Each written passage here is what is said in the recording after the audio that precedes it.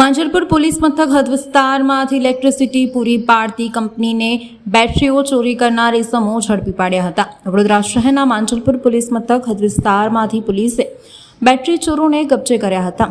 માંજલપુર પોલીસને બાતમી મળતા બેટરી વેચવા ફરતા 3 ઇસમોને ઝડપી પાડ્યા હતા। ઇલેક્ટ્રિસિટી પૂરી પાડતા ઇન્ટર્સ ટાવર સહિત એક્ઝિસકોમ કંપનીની બેટરીઓ ચોરી કરી તેની વેચવાની ફિરાકમાં આ ઇસમો હતા। પોલીસે ઝુબેર શેખ, અંકેશ રાવત સહિત આમીન વોહરા નામના બેટરી ચોરની ધરપકડ કરી હતી। પોલીસે 3 ઇસમો પાસેથી બંને કંપનીઓની મળીને કુલ 22 જેટલી બેટરીઓ પણ જપ્ત કરી અને આગળની કાર્યવાહી હાથ ધરી છે। ઝડપાયેલા આરોપીઓ સામે અગાઉ બાપોદ પોલીસ મથકે અને માંજલપુર પોલીસ મથકે ચોરીના ગુનાઓ નોંધાયેલા છે।